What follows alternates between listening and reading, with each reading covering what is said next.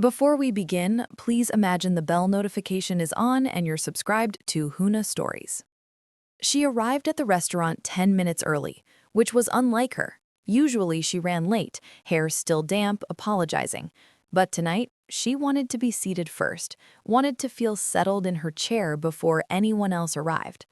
The hostess led her to the round table in the back, the one her mother always requested because it was quieter, and she sat facing the door. In her coat pocket, folded once, was a piece of paper from a fertility clinic dated last month. She hadn't planned to bring it. It had been in her bag since she got the results, and when she changed purses earlier, she simply transferred it without thinking. Or maybe she did think. Maybe some part of her knew. Her husband arrived next. He kissed her cheek, sat beside her, ordered a whiskey. Normal. Then her parents. Then her sister, late as always, breathless, pretty, apologizing to the waiter as she slid into the chair across from him, across from her husband. She noticed how they didn't quite look at each other, how her sister's hand lingered on the back of his chair before sitting, how he adjusted his glass, moved it an inch to the right for no reason. She noticed, and then she stopped noticing, or told herself to stop. The dinner moved forward. Salad, then pasta, her mother talking about a neighbor's divorce, her father asking about someone's roof. Normal.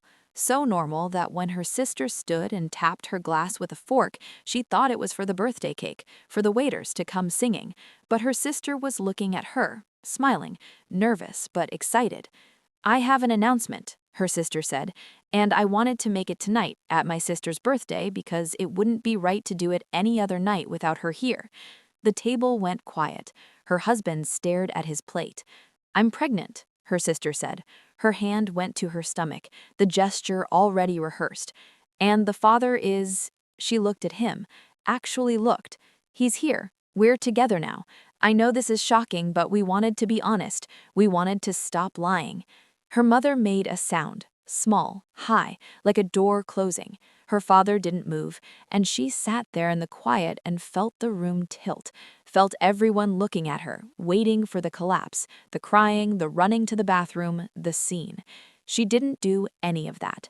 Instead, she stood. Her chair scraped the floor. She picked up her water glass because the champagne was still untouched. "What a coincidence," she said. Her voice sounded borrowed, calm in a way she didn't feel. "I have news too." She reached into her coat pocket, pulled out the paper, unfolded it slowly, the way you unfold something fragile. Her husband's head lifted, his face changed. She read the top line quietly, the clinic name, the date, then the relevant line, clear and clinical. 0 sperm count, permanent. The word permanent appeared twice in the report. She looked at her sister. "The test was taken last month," she said, "so I suppose congratulations are in order. You've managed something medically impossible." No one spoke. She folded the paper, put it back in her pocket, sat down. Her sister's hand was still on her stomach, but it looked different now, frozen there. Her husband had both palms flat on the table, like he might steady himself. Her mother picked up her napkin and placed it down again, precise, meaningless.